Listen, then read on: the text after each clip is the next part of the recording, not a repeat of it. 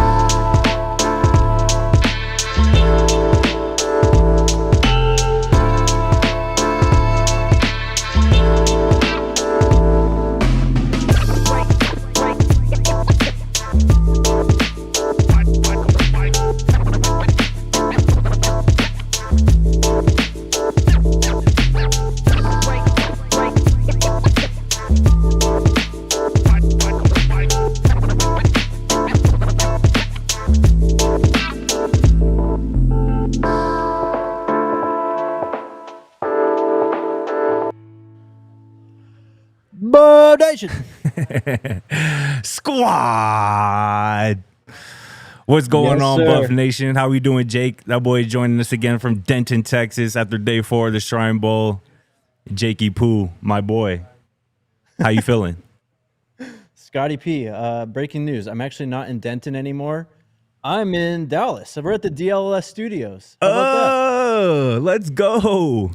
My boy turned. That boy got him a little. Too, Scotty, holding it down, cold intro, all that good stuff. You see me, bro? I'm out here trying to get like y'all. You feel me? It's something new. I'm trying to get like y'all. Let's get it though. How is, bro? DLLS? It look like you got a nice little setup there, a little feng shui in the background. What's it looking like? Not bad. I mean, I guess this is like Texas themed, like leather. I guess I don't know what's really going on with these. We got a bunch of cowboy stuff back here. Coach Prime has made an appearance behind me, so of course. Yeah, here, RG's going to go grab it, but...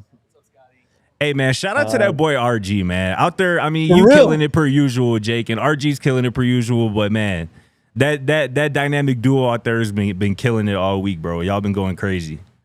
Hey, man, you can give me the shine if you want, but honestly, it is all that guy. I mean, everything we did out here is because of him. I mean, he's literally the best in the business.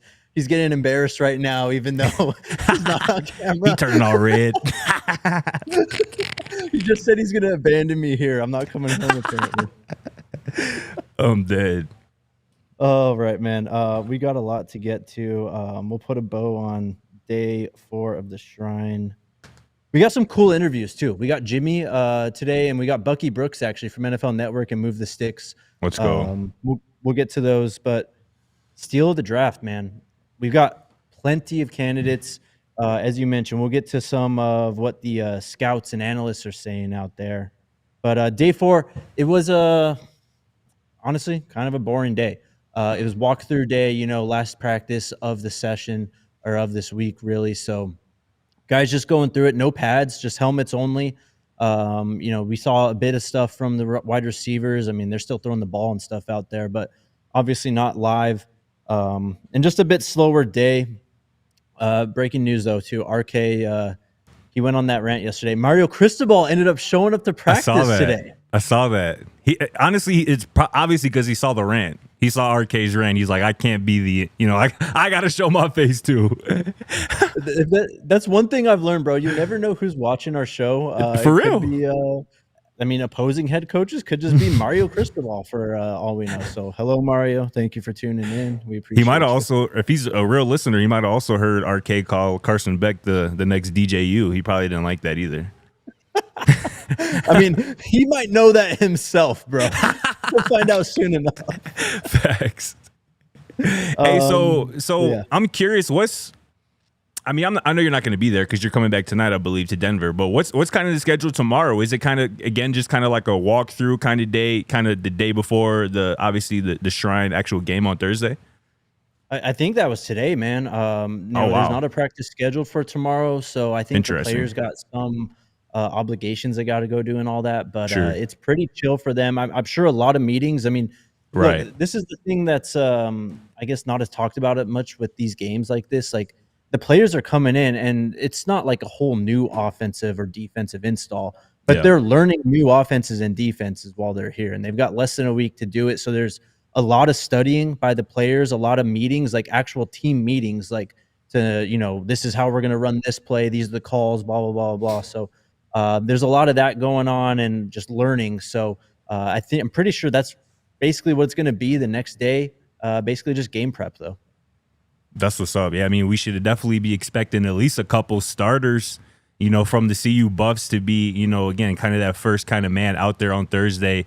Let's kind of dive into that, though. How you want to start this off? Yeah, so it's everyone's going to play, right? Everyone who comes out to these things plays. You don't have like bench warmers who just like don't make the team and stuff like that out here. But so Jimmy, I think he is on one separate lineup or team, and then we've seen LaJohntay and Jimmy together, and then Will. I mean, Will's of course one of the big winners of the weekend, so he's been out there kind of playing X for multiple groups. Defensively, it's kind of the same as well. I mean, we talked about it yesterday. Cam has that green dot, so he'll be calling plays at least for a portion of the first team defense, and then Shilo is out there doing his thing, making calls as well. So. I don't know if we'll see like all three receivers on the field together on Thursday, or if we see Cam or much of Cam and Shilo playing together on Thursday.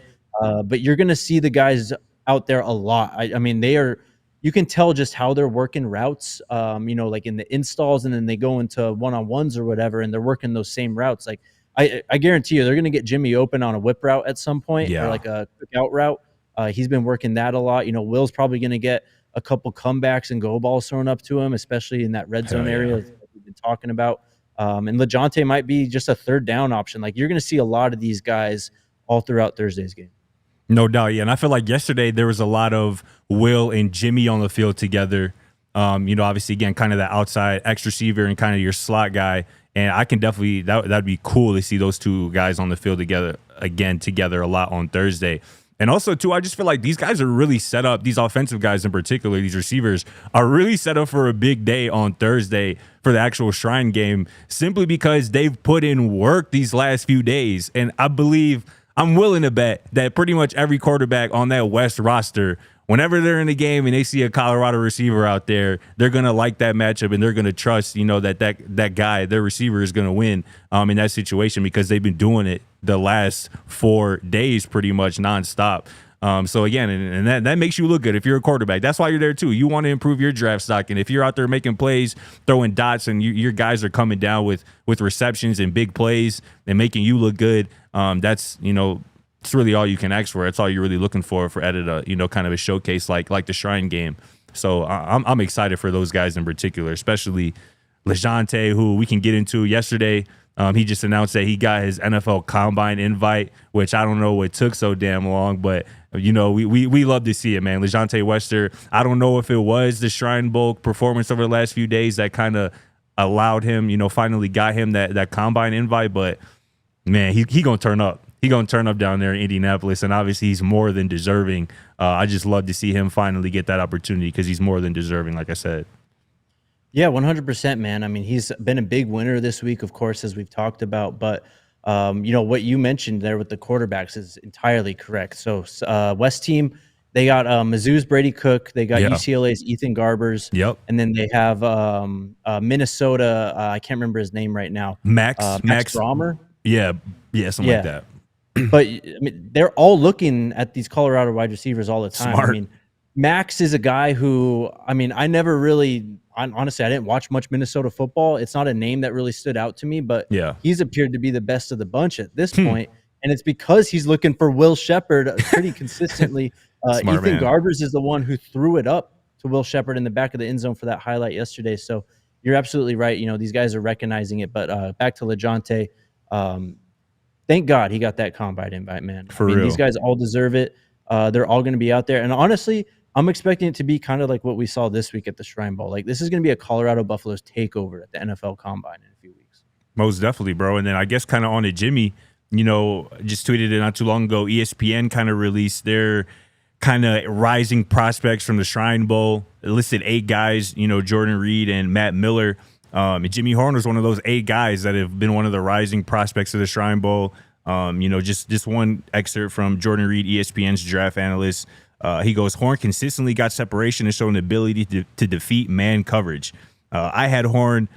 This is Jordan Reed. Jordan Reed had Horn on the round 7 bubble, but he positioned himself this week to be a late rounder who can round out a pro depth chart. And you just love to see. I mean, these are what these events are made for, to have guys who maybe like Jimmy Horn Jr., who dealt with injuries a lot, this season, didn't get to put, all the tape that he wanted, didn't get to put up the production that he probably wanted. But you get into a situation where you're, competing against future NFL guys at the Shrine Bowl, and you're balling out, you're making a name for yourself. I mean, that toe tapping catch he had in the end zone yesterday, I believe on that pass from Brady Cook, the quarterback for Mizzou, was a highlight-worthy play, and I know that caught eyes of NFL scouts. The speed obviously speaks for itself, but when you can match that with the route running that he's put on display the last few days, his hands, his ability to make plays in the red zone in the short area, that's how you climb up draft boards. And you just love to see it. Again, he's making noise. He's not a secret to the college football world anymore, if he was already. Obviously Buff fans know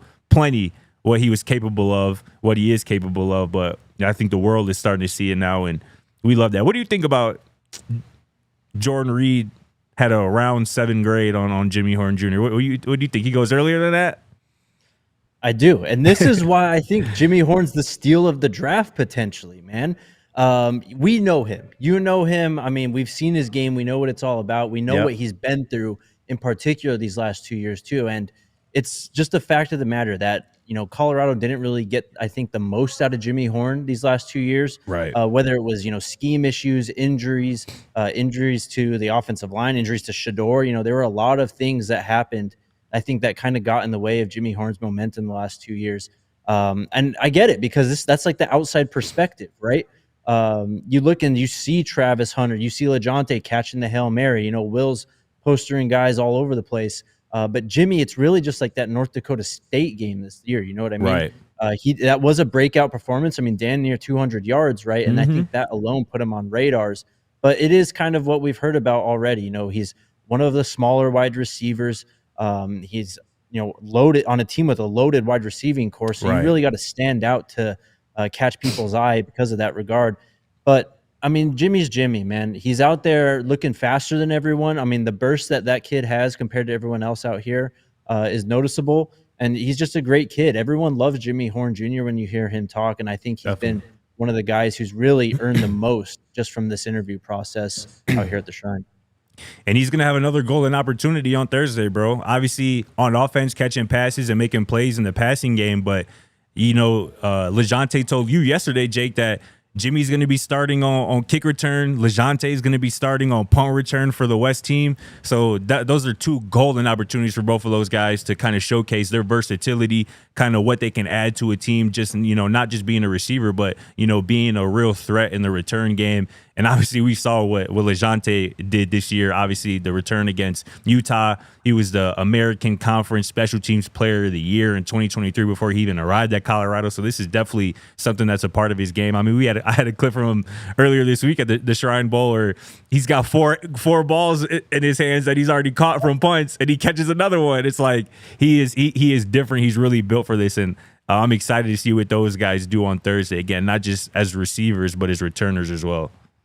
And Scotty, this might be the most important thing of the weekend for those two guys, because, Jordan Reed said, he was a 7th round bubble guy kind of coming into this. So in that area, you got to play special teams, whether it's, chasing kicks downfield, or you're on defense, kind of being the protecting the gunner and all that stuff, or you're returning the kicks. Like, if you can carve out a niche in special teams, especially at this point of year in these all-star games, that's what's going to get you drafted. Like, the speed everyone knows about, right? You've seen the flashes and all that. But if Jimmy can have a big kick return, if LaJohntay can have a big punt return, like, that just instantly shoots them up, I don't know, like a whole round maybe in the draft. 100%, bro. Having that special teams versatility, it's crucial for these guys out here. No doubt about it. Do we got to hit a break right now, or we got some time? Well, who do you think could be, it doesn't have to be the Shrine Bowl guys, but would Jimmy be your pick for like steal of the draft at this point? Jake, you know damn well who my steal of the draft is going to be, bro. LaJohntay. I don't even know why you asked me that, bro. But I'll go into it. I ain't got to tell me twice to talk about LaJohntay Wester. He's going to be the steal of the draft in terms of the Colorado Buffaloes because he is going to get drafted later than where he should be drafted. And that's going to make him a steal. Wherever he goes, it's going to be later than where he probably should go. Because, again, this is somebody who, and I think we're going to see remnants of this on Thursday, and you mentioned it, third down. Quarterbacks in particular, there's something different about third down in the red zone. You have to have ultimate trust in your guys up front, the guys that you're throwing to, that they're going to be in the right spot. And that when they are in the right spot, that they're going to make the right play, make you look good as a quarterback, that you trusted them, with the target. And that's what LaJohntay has consistently done at Florida Atlantic, because people forget about that too. He was an absolute dog at Florida Atlantic over the last 3 years, one of the most productive receivers in all of college football.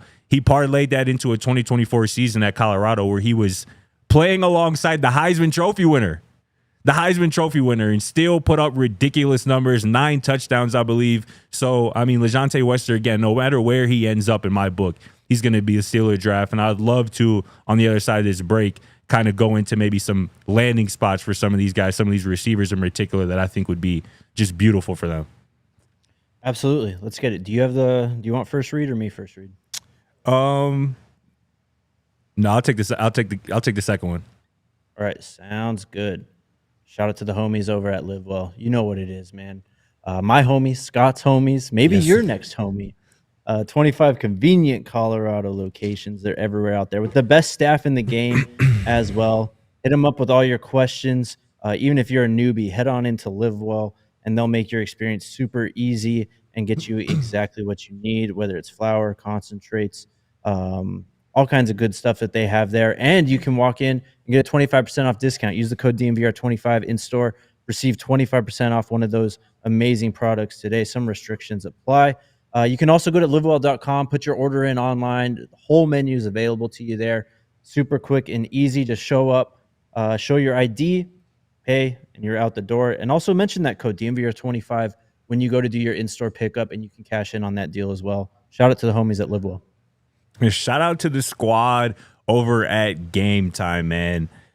I know that I've yet to go to a Nuggets game since I've been living in Denver for about a year now, and that's definitely something I'm going to check off the list here this season. I actually had one game in mind after my Bulls kind of, put BTA on the Nuggets last night.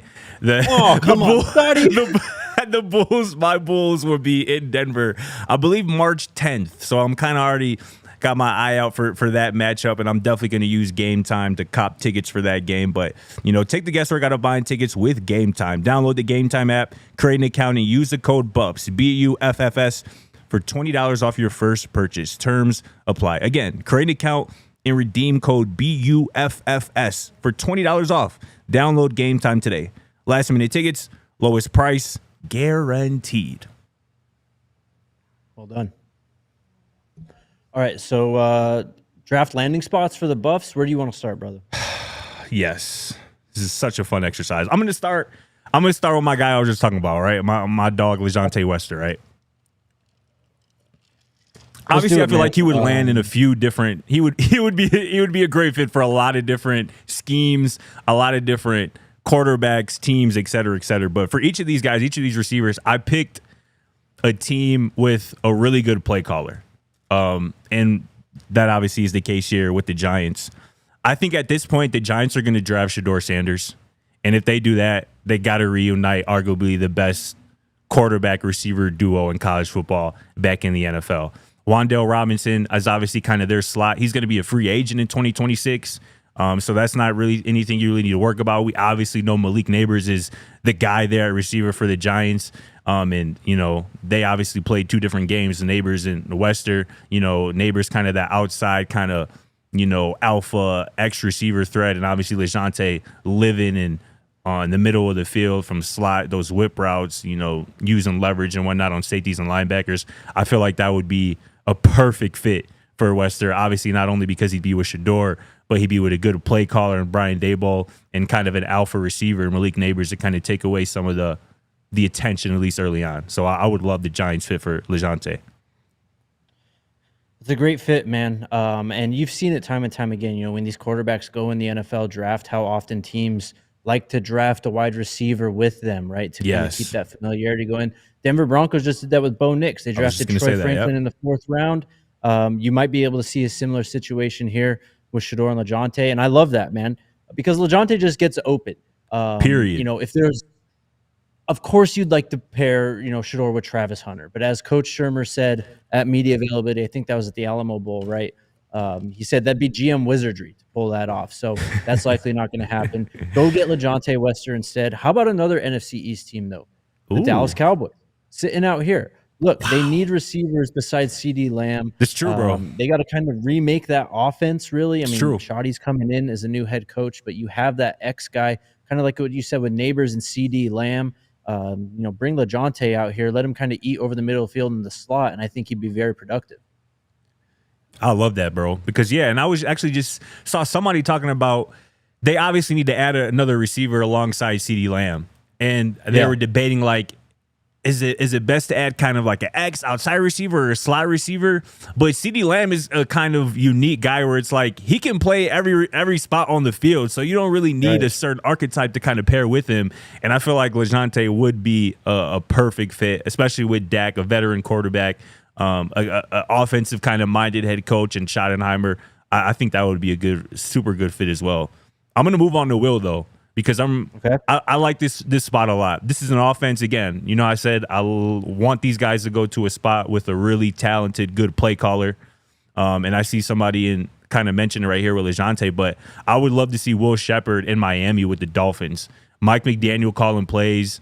Obviously, Tyreek Hill and Jalen Waddle are obviously your speed threats. Obviously, you know, they can play really outside, inside as well. But I feel like really kind of getting Will in kind of that jump ball outside mode, giving him a real carved out role again, where he's not going to see double teams, not going to be the focus of defenses, with Tua throwing the rock with his accuracy. And obviously this is going to be a pass heavy team with those kind of 3 receivers. Anytime it's Tyreek Hill and Jalen Waddle on the team, it's going to be a pass heavy team. But I just think that would be a dope landing spot for Will. And obviously the city of Miami probably ain't too bad either. I like that, man. I mean, Mike McDaniel, truly one of the best, you know, offensive minds in football at this point. What he's able to scheme up and how he, you know, pairs that with timing and the play calls. I'm going to throw out another team just because this is a guy that Will kind of reminds me of, and they're going to lose this guy in free agency. He just got tagged last year. The Cincinnati Bengals, T. Higgins, most likely on the way out. Joe Burrow. I mean, I've comped Joe Burrow and Shedeur. You know, those are very similar stylistically to me. So put Will Sheppard with Joe Burrow in Cincinnati.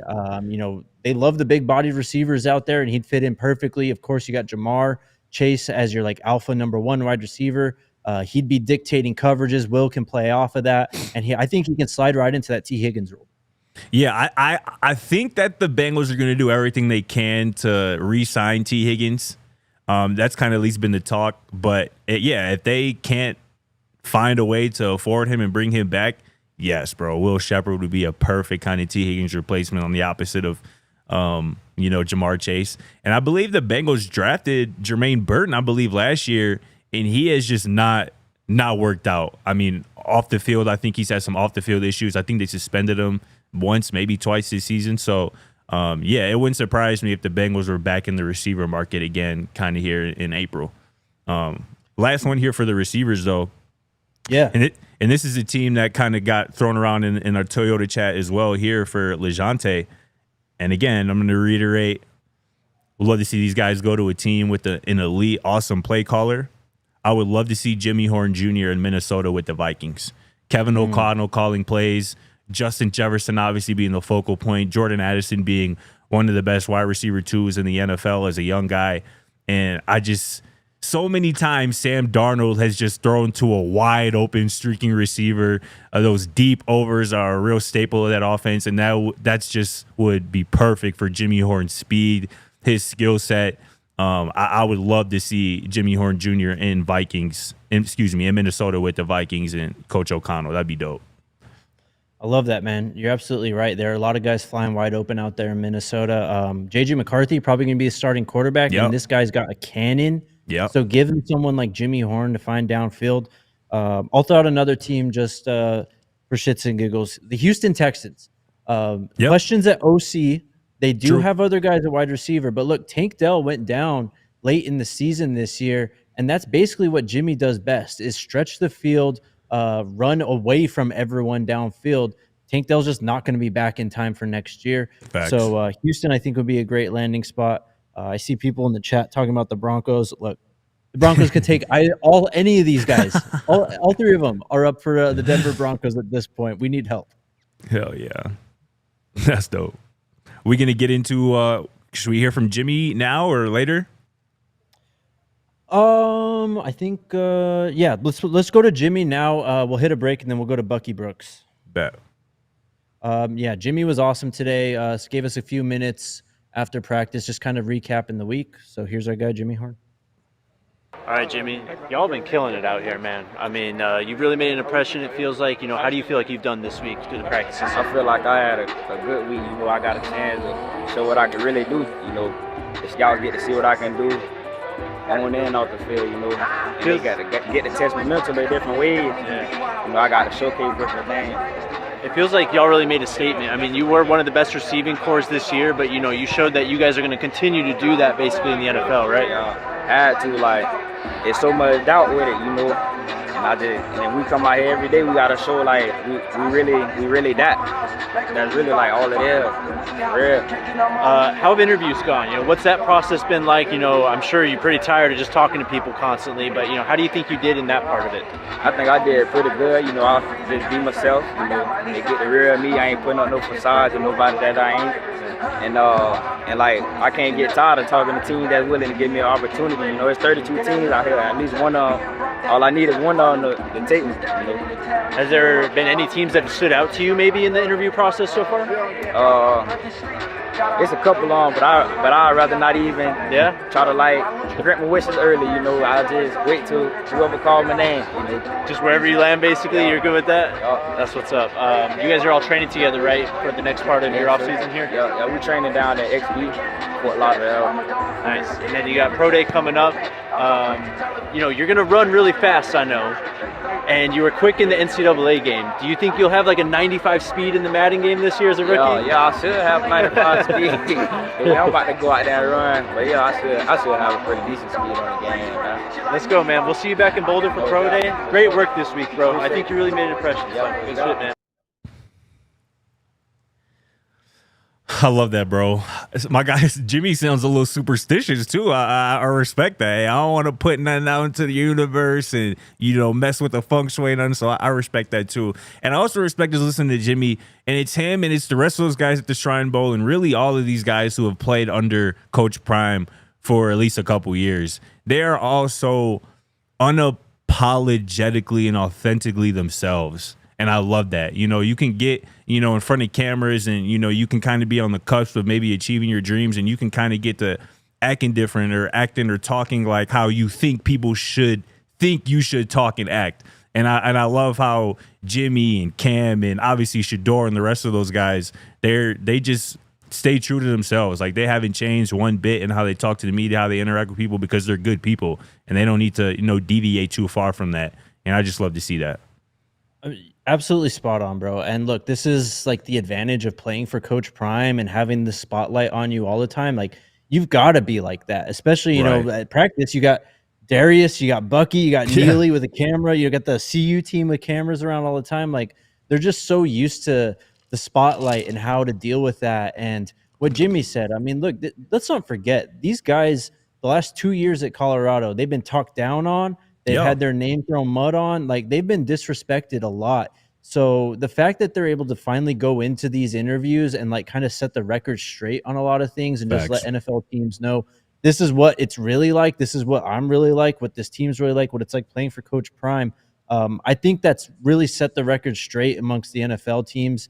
And it's going to go a long way in terms of getting those guys drafted in the future. But you're spot. This is my favorite part of what I've seen from these guys out here this week. 100%, bro. Bucky Brooks? We got to hit a break? Bucky Brooks, we'll get to Bucky Brooks here in a minute. Let's hit our break, and then we'll get to some NFL draft talk with him. Say less. Shout out to our homies over at Toyota. Best cars on the road. Shout out Toyota, man. Always reliable, getting you where you need to go. RK's Toyota is probably the best in world history. Even when it blows tires, man, we're doing all right on the road. We got Toyota roadside assistance. They're just made well. So we're safe on the road even when that all goes down. But check out a local Toyota store near you. They got everything you could possibly hope for: sports cars, hybrids, trucks, all that good stuff. Visit your Front Range Toyota stores at a location near you: AutoNation Toyota, Arapahoe, and Centennial; Corwin Toyota in Boulder; Groove Toyota in Littleton; Mountain States Toyota in Denver; Stevenson Toyota East in Aurora; Stevenson Toyota West in Lakewood. Toyota is a proud partner of CU Athletics and the official vehicle of DNVR. Let's go places. And shout out to the squad, the homies over at Coors Light. It's starting to warm up a little bit outside in Denver. It's getting to the 40s, creeping up into the 50 degrees Fahrenheit. And, man, it's just making me want to get up and close to a Coors Light, man. Choose chill this winter and then reach for a Coors Light. Get Coors Light delivered straight to your door. Visit CoorsLight.com/DNVR, or you can find it pretty much anywhere that sells beer. Celebrate responsibly. Coors Brewing Company, Golden, Colorado. All right. This was really cool for me, man. Bucky Brooks and DJ, the podcast Move the Sticks from the NFL. Of course. Honestly, I've learned so much from those guys. Like, I've just been listening to their draft commentary for years and years. I mean, Definitely. Honestly, I can't even remember when I started listening to them. So being able to talk to him and kind of pick his brain on the Colorado Buffaloes was really, really cool. Here's the guy, Bucky Brooks. Here with Bucky Brooks, legend, man. This guy knows all the draft stuff, man. Oh, come on. I don't know about that. The Buffs came out here. They really put on a show. Shedeur Sanders, a big topic. Really just, do you think he's a candidate for the number 1 overall pick? Where do you think he lands in April? Well, look, it's a combination of the talent and the need. So when you look at supply and demand, Shedeur is one of the best quarterbacks in the college game. You look at the top of the board, there are a bunch of teams that need quarterbacks. So that's going to give him an opportunity to be there. Then it comes down to fit. How does he fit the culture and the scheme of the teams that are looking at him? So you got Tennessee at the top of the board, you have the Cleveland Browns, you have the New York Giants. Look, anytime you're someone who has orchestrated 2 turnarounds like he did at Jackson State and Colorado, he's going to be of interest. Now it's about how does his talents fit into the respective schemes. I think he's good enough to be in that conversation. We'll see how the process plays out. The 3 wide receivers out here balled out. I mean, Travis is going to go, top 3 or whatever. Which wide receiver out here do you think made the biggest impression? Who do you think is like the most coveted out of these 3 guys by NFL teams?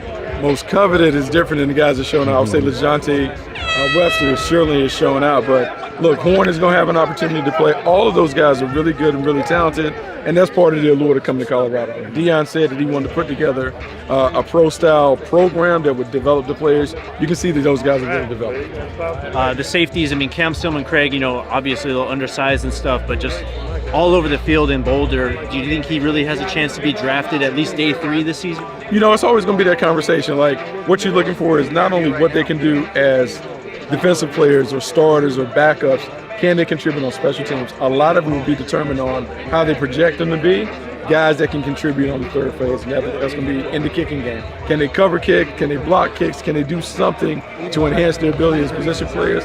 That ultimately determines if they get an opportunity. Bucky Brooks, man. Thanks, man. Appreciate you. Appreciate Great. you. My boy Jake out there making me proud, man. Killing it, man. We love to see it, bro. Good stuff, broski. Shout out Bucky Brooks. Thank you, brother. Thank you, man. Shout out to RG2 again. The GOAT. Of course. Shout out RG. RG, Scotty, the G stands for GOAT.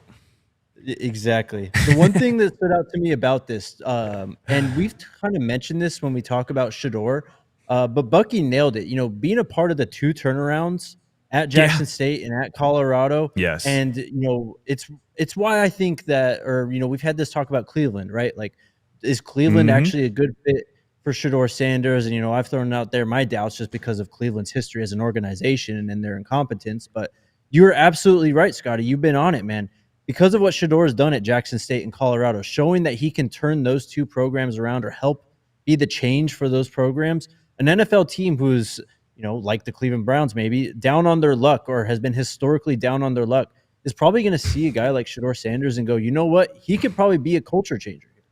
Bro, no doubt. And again, Shedeur has put on display over the last couple of years of college football that he can do more with less. And that's kind of really what we're asking quarterbacks to do in the NFL nowadays. Like, again, I bring up Patrick Mahomes, who they trade away Tyreek Hill and they go to 3 straight Super Bowls. You know what I'm saying? You're Josh Allen, you trade away Stephon Diggs because you believe that your quarterback is still a force multiplier and you can still be just as good, if not better.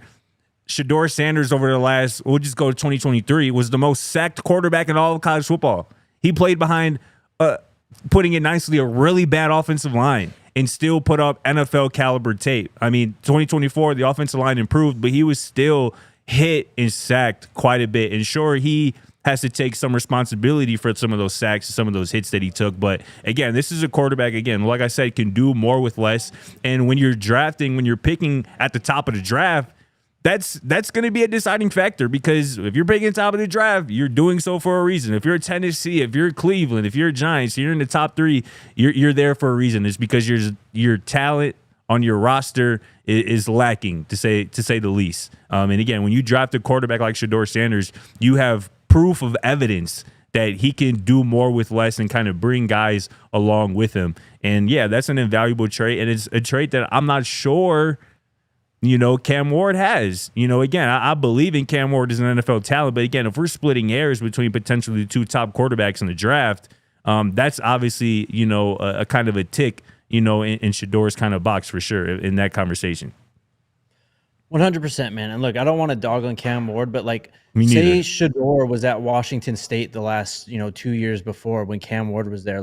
I think they win quite a few more games than they did when Cam Ward was there at that point, because of just what Shedeur does for a team, who he is on. So honestly, just kudos to you, Scotty, because you were really kind of first on that take, and to hear Bucky say it, it really kind of hit home for me, at least. I appreciate that. And then too, just real quickly, when Bucky talking about these receivers, bro, and these Colorado receivers showing out at the Shrine, bro, it's making me think that the Colorado receivers, being a Colorado receiver that holds weight. Much how people say, oh, we drafted Bama offensive lineman. If we never heard of him, we know he's probably good. If we drafted Georgia defensive lineman, even if we never heard of him, he's probably good. Ohio State receivers. I feel like Colorado receivers are kind of getting into that same kind of conversation where it's like, if you're a fan of an NFL team and you hear that your team drafted a Colorado receivers, any one of them, you're probably excited because you know that those guys can play. You know that those guys were productive and that they were coached really well, at Colorado. So I feel like that's just another thing that just kind of popped into my mind, listening to Bucky speak and, as we think about the performance that these receivers have put on over the last few days. No, great point, man. I mean, look, Colorado's far away from being, quote unquote wide receiver U, right? I think Ohio State's pretty much, or LSU even, have those on lock. Because they've just been doing it at such a high level, across coaching staffs for 10 plus years at this point.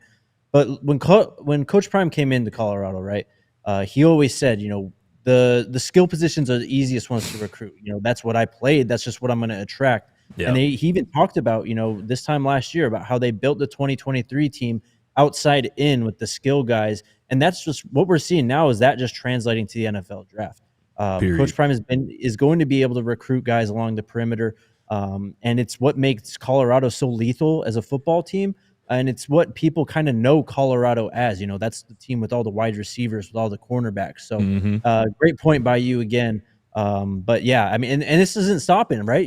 Amari Miller's waiting, Draylon Miller's waiting, Joseph Williams is coming in, Cam Michael. What they've done with Isaiah Harge, turning him into a two-way player, this is a track record. DJ McKinney, he's going to be at these games next year. You know what I mean? So this is just kind of the start of it, and as long as Coach Prime is here at Colorado, this is how it is. Bro, you just mentioned DJ McKinney on a whim, and it just made me think about, I was watching Uncle Neely's latest video on the pregame network on YouTube, and it was like sights and sounds of the first week of them in the weight room. And DJ McKinney looks different already, bro. Mm-hmm. I feel like it hasn't been that long since we've seen him, but he already looks different. And again, he's already has the NFL talent, but again, it seems like the physical side of things is coming along too, and that's going to be scary for opponents, opposing receivers. I think DJ McKinney's in for a huge 2025. That's kind of random, but when you mentioned his name, it just made me think of that. No, man, you're absolutely right. Because I mean, RG and I were talking out here, we'll see what happens next year, obviously, but who knows if we'll be back out here doing this type of stuff, right? And I brought up, I was like, look, man, like they've got guys like DJ McKinney. Like if he goes out and has a great season, like he's going to be a top 50 pick or a day 2 pick at worst at this point. So, Colorado's got some guys, and DJ McKinney, what he's done, what he's shown in the last year or so since he's been there is a tremendous work ethic. As you mentioned, you're seeing him grow into his body. I mean, we already know he's long as hell, but he's kind of filling out the frame at this point too. The Andrew Swayze impact has already been felt, man. I mean, these guys – and what happened this last year, just kind of establishing the culture, right? The culture of going to work. That's really, I think, what was laid down this year. And guys like DJ, you're going to keep that going and have really bought into it. So most definitely. Another random update. You see Juju with the hair now? Yeah, I did. I got the braids in. You let it see it. That's what's up. The new look. That's dope. Man, I'm only gonna ever think of Julian with the big hair, though. Same. Like I need to see it like coming out the back of the helmet and stuff. Same. So it's gonna take some time to get used to that. Hell yeah. Okay, I got a few things actually from Bucky's partner in crime, Daniel Jeremiah. He released his first mock draft and his first top 50 rankings. Do you have stuff that you wanted to hit on too before? Yeah, I got a couple of things. It won't take long. Go ahead though. Okay. Daniel Jeremiah put out his first mock draft of the year not too long ago. And look, man, this is my favorite draft analyst. I think he's one of the best out there. So he knows things in the industry too. So when he writes these little blurbs, I think you can really, gain some things to take away from these. And we're going to start right at the top. He's got Abdul Carter going first overall to the Tennessee Titans. And he mentions in the little blurb here, my ears perked up when Titans president of football operations, Chad Brinker, said the team wouldn't pass on a generational talent with the first pick. To me, Carter is the best player in the draft and plays a premium position. We've had this conversation. Is it Travis that he's talking about when he mentions generational player? But it seems like the steam for Abdul Carter starting. I want to add something to that because yesterday, for the first time, I heard the full quote of that Titans front office member, that full quote of that generational athlete. And later in that, soliloquy, he mentions that if there's a guy who tilts the field in your favor whenever he's on the field. And when he said that immediately made me think of Travis. Like when you said that, you're not talking about a quarterback. You're probably not talking about an edge rusher in that, kind of lens. So when he said that in particular, like somebody who can tilt the field in your favor whenever on the field, made me think he's obviously talking about Travis and his two-way ability. Obviously, when you're a corner out there, you're not looking at his side. When you're a receiver out there, you probably have to have two guys looking at him. So again, when I heard that full expanded quote for the first time yesterday, I'm like, there's no chance he's not talking about Travis, but we'll see. I mean, we'll see. Yeah, exactly. DJ has him going second overall to Cleveland, so he's obviously one of the best players and will be one of the most coveted. But you're absolutely right. In my opinion, no one else in college football did generational things like Travis Hunter did this year. Look, Abdul Carter's a great player, but to throw the generational tag on him when we've had so many awesome edge rushers come out lately. I mean, we had Myles Garrett go at the top of the draft, Jadeveon Clowney, like all these guys, like maybe he is one of the next one, but generational, to me, that word resonates more with Travis Hunter than any other prospect. Facts. First quarterback taken in this mock draft is Cam Ward at number 3 to the Giants. But then DJ has Shedeur going at number 6 to the Las Vegas Raiders. He mentions the Tom Brady connection, which we've mentioned it at times, but if DJ is mentioning that, I'm going to put some stock into that and think that the Raiders really do want Shedeur. I was obviously big on the Shedeur to Vegas thing. Does Pete Carroll being their head coach changing that for you? So part of me just doesn't see that working. That quarterback coach kind of relationship working as smoothly as maybe some other ones like a Brian Daboll might work. Do you kind of feel that same way too or not? I think that's fair, man. I mean, look, aside from it being the Raiders, I just have some general questions about that hire because you just hired the oldest head coach in the league. Exactly. What's the best case scenario? You do this again in 3-4 years. So look, I know and the oldest Raiders, coach in the league, by the way, who hasn't coached in the league for the last 3 years. Fair point. Exactly. So, not only will you have to do this again, but is Pete going to be 2 months into this thing and realize, oh yeah, like, I'm kind of done. I'm kind of washed at this point, obviously. Yeah. That's why I've kind of cooled off on the Shedeur to Vegas thing, me personally, but we'll see. I mean, yeah, if DJ's mentioned it, though, I think it's got some legs to it. No other Colorado Buffaloes in the first round, of course. And then real quickly, in his top 50, as we mentioned, he's got Abdul Carter, first overall prospect in the draft. He's got Travis at number 2. And then when it comes to the quarterbacks, not as high on Shedeur as some other people. He's still got Cam Ward as quarterback 1 at 10th prospect, but Shedeur right behind him as the 11th prospect. So really neck and neck in that QB1 race for Daniel Jeremiah. Interesting. I'm going to bring up something, bro. You know who Mike Renner is, Jake? Yeah, PFF. PFF, formerly at Pre-FF, I believe. Now he's at CBS Sports, right? So he just released yesterday. And I rock with Mike. Me and him kind of go way back. We were on a podcast together some years ago. So I rock with Mike, and obviously he's been doing this draft thing, for a long time. Yesterday, he released his top 50 draft board, right? So this isn't a mock draft. This is just his top 50 players, obviously, in the draft. Where do you think he has Shedeur? Oh, man. Well, he's not at PFF. If he was at PFF still, I'd say, probably way up there because I know those guys are really high. Right. Top 10? DJ had him at 11. I'll say top 10. He's got him at 40th overall, bro. Oh, come on, please. 40th overall, bro. Behind an edge from Central Arkansas. FCS? He's got him sandwiched in between an edge from Central Arkansas and an edge from Boston College. And I respect Mike, so I'm trying to wrap my mind around this. And his blurb didn't really help me out much either. His blurb goes, Shedeur Sanders has the numbers and the experience, but his arm strength and frame leave a little to be desired. I expect him to go higher than this ranking, but such is the nature of need at the quarterback position. And I really don't understand why he's such a polarizing player in terms of just what we've seen on film. How you feel about him as a leader, a teammate, whatever. But for guys who watch film for a living to have completely different, kind of viewpoints on how this guy is as a prospect, as a future NFL player, is just kind of crazy to me. But what's your reaction to that? Shedeur Sanders being the 40th best player in this draft, according to Mike Renner at CBS Sports. I'm right there, and the comment on the screen from Elove is kind of where I'm at too. I don't know. This arm strength thing makes no sense to me. Don't get it, bro. Guys with way weaker arms, first off, get drafted not only in the first round, but on day 2.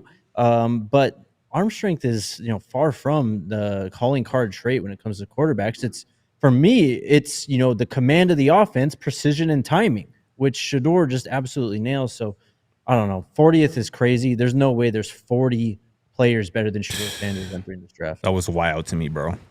Absolutely wild to me. Did you see ESPN's projection of the college football playoff for next year? Are they the one who had UNC in? They did. They had UNC in as 11th. What are we doing? They had Utah at 3, bro. Wow. Your boy. My dog, Devin Dampier. Utah at 3, though. It's crazy. They had Michigan, Ohio State at 8-9. Georgia at 1. Okay. Louisville at 4. Louisville, I should say. Louisville at 4. Yep. Bama at 5. Boise at 12. Penn State at 2. Notre Dame at 7. LSU at 10. And then the projected national championship is Georgia and Penn State, with Penn State winning it. Interesting. That just feels like the most chalk, top 12 of all time, in my opinion, with North Carolina randomly thrown in there. These are all teams. This looks like the projected CFPs going back to last season, even. Everyone putting Utah in there and stuff, but that's interesting. Look, if there's one thing I think, this year in the playoff, it was pretty chalk, though, right? I mean, you had a lot of big time schools get in. Even Ohio State and Notre Dame are getting in as at-larges. Yeah. But I refuse to believe that that's going to be the trend. I mean, with how college football is changing at this point, and I think we've mentioned this a few times on this show, because of the portal and the NIL era, it feels like the SEC's reign is kind of ending and the playing field is leveling out at least a little bit. They might still be the best conference, but I think as this playoff goes on, you're going to see a lot more variety in the teams. Hell yeah, bro. That's all I got, though. Should we get the questions? Let's get it. You lead the way, Scotty. Bet. Got one here from our guy Eric Morris. He goes, Jake and Scott, of the Buffs entering the 2025 draft, who would you be surprised is drafted higher than projected and also lower than projected? So maybe somebody who you'd be surprised that they're drafted higher, maybe somebody you're surprised that maybe they're drafted lower than they're expected to be. I'll say for higher at this point, probably BJ Green. And maybe it's just because, I can't remember if he went to an all-star game or not, but I feel like he's someone when you look at the tape, you're going to go just, how does this guy not get drafted? But I think that it's someone that NFL teams are really going to love just because of what he's been through. I mean, this guy was a walk-on coming on to ASU and really became a team captain, their best defensive player over the years, and then comes to Colorado and continues that. So I wouldn't be surprised if we see BJ Green's name a lot higher than usual. Lower, I hate to say it, but guys like Cam, Jimmy even maybe too, who we just mentioned in the show, the guys who are quote unquote smaller or have size issues. If that's just the nature of the NFL draft, it's unfortunately just how it works. So I'd be prepared for that. For sure. Yeah, I mean, somebody maybe drafted higher. I can actually maybe even say the opposite of your answer. Like, I can see maybe Cam maybe surprising people just because of maybe what Bucky was talking about with, like, they can maybe make a roster just because of what they give you on special teams. And if you can make a roster just on what you do on special teams throughout a season, injuries happen, and you can find yourself in the rotation, in the secondary. And again, this is somebody who we talking about. Cam is the ultimate leader, especially of a back end of a secondary, somebody who's played a lot of football, is experienced, is productive. So I can maybe see him, one team, right? Because that's all it takes. One team to kind of overlook the measurables and be like, nah, this dude is a ball player. We need him on our team. And I always think back to what Coach Prime said. It's like, if you bring in a Cam Ronson Craig, he will not let you cut him. He will not let you cut him. So I think Cam for sure can maybe surprise people where he might get drafted. Thanks for the question, though, Eric. For sure. Look, I mean, I love Cam. I mean, I'm not trying to dog on the guy, but no, I know, we know, bro. No, for sure. But it's just the green dot thing carries a lot of weight in my opinion. Right? Yes, good point. Facts. That shows exactly what kind of guy he is, what the coaches think of him, and this has only been 5 days that they've been able to work with them. Like, get that guy in a building. Not only have interviews with him, but see him every day, see what he's like, day in, day out, how he approaches work. And an NFL team is going to fall in love with Cam Craig. He will get drafted, in my opinion. No doubt. Here's another one from L. Freedy, I believe. Jake and Scott, if Will Sheppard runs a 4.45, do you agree he will be a mid to late second round pick, or will Shilo go in the draft? If Will runs a 4.45, that's a phenomenal time for him at that size, and I absolutely think he'd be in a day 2 conversation. Shilo will get drafted, I believe. I think he'll be more of a day 3 guy, but look, he's a lightning rod. He attracts a lot of conversation and controversy. A lot of it, of course, like everything here at Colorado, kind of misunderstood, right? I think that's a lot of Shilo. I think he's going to shine a bit in the interviews this week. He'll get drafted. I'll throw a 5th round out there. I agree. The 4.45 for Will that'd be amazing with his frame, his ability to track the football. That would be a huge feather in his cap. I'd be surprised if he went second round, though. I can definitely see him 3rd, maybe 4th round pick, only because this 2025 class of receivers is really deep. You know what I'm saying? So especially when there's 3 Colorado guys potentially going, I can see maybe a 3rd, 4th round, draft slot for Will Shepp. And then Shilo, probably a late round guy. But I will say this, Thursday is a big opportunity for him because these last couple of days of practices where you're pretty much stud and you're doing a lot of one-on-ones, that is not where Shilo Sanders is going to shine. He is going to potentially shine in a full live 11-on-11 setting where he can put pads on folks and fly down and use his physicality to put on display. So Thursday will be a big day for Shilo, and I would assume that he rises to the occasion. 100%. We got another one from 5280 Ivan C. He goes, best NFL fit for each CU wide receiver in this year's draft. We talked about this earlier. For mine, LaJohntay Wester, it's the Giants. Will Sheppard, it's the Miami Dolphins. Jimmy, it's the Minnesota Vikings. Jake, you remember yours? I had LaJohntay to Dallas. I I had Will to Cincinnati, and I had Jimmy to Houston. Yeah. Yeah, man. I mean, honestly, bro, these guys can fit in wherever. Like, we were kind of talking scheme fits, for that segment and stuff, but they can really go wherever at this point. I mean, they've got attributes that just win. It's speed, it's route running, it's the size that Will has with all that in combination. That's just winning football stuff. Facts. Next up, SN Services LLC. SN Services. Way too early question. DNVR covering the NFL draft in April? ? We'll definitely be covering it. I don't know if we'll be there in Green Bay with it. But look, it sounds like Boulder's going to be hopping for this, man. So of course we'll be out there hanging out. But we'll unveil all our draft plans in due time. Definitely. One from Artemis. Jake, how is the Dallas office compared to the one in Denver? This place is nice. It looks like. I ain't gonna lie, man. This place is pretty cool. All the All City offices I've been to. I went to PHNX in 2023 when we went down there for the ASU game. That place is cool. They've all got their little quirks and charms. Like this one's got a cool spiral staircase that goes up and stuff. And it's kind of like more open. Like the studio's just open out here. Like the tables everyone chills at are on the other side of the wall over there. And then there's another studio there. So it's just cool to see how every location has their, different little charms. We got the bar, right? So right. Cool. Yeah, that's dope. We got a super chat from East Coast Kev. He goes, "What's up, Jake? I asked you earlier in the season, but after what you've seen at the practices, if you're being drafted, which of the 3 wide receivers are you taking if you're Shedeur?" It's a good question.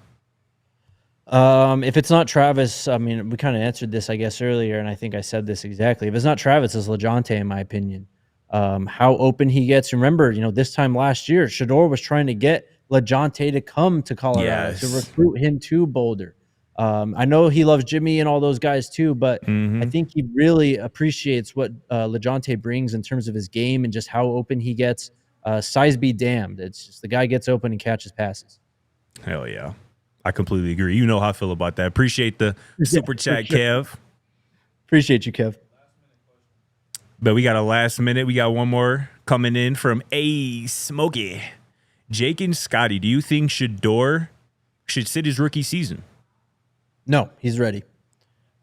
He's absolutely ready. He's got the mentality for it. He's got the mental makeup for it. I mean, the processing and accuracy that he has is his best trait. So I think that translates right away, and he is who he is. We've just talked about it. I mean, he's a natural-born leader, too. I think he could lead a locker room tomorrow. Exactly. He's built for this. He's built, to kind of withstand maybe some struggles early on from a team perspective. And again, kind of what I talked about earlier, he's used to doing more with less. I mean, again, he's not the type of quarterback that is going to be cool sitting down behind anybody, pretty much, especially somebody that he probably thinks or knows that he's better than. So, yeah, Shedeur going to be starting right away. And I think, Jake, you probably agree. He'll probably be in Offensive Rookie of the Year considerations by season's end. 100%. I'm absolutely expecting it, man. Oh, yeah. Is that it? You want to take us out? I could do that. Hey, I appreciate all y'all for tuning in. Jake, man, safe travels tonight, bro. We'll be back tomorrow right here in the stew with it. But, yeah, appreciate all y'all for tuning in. We'll get up with y'all tomorrow. Let's go Buffs. Y'all silly like the mayor.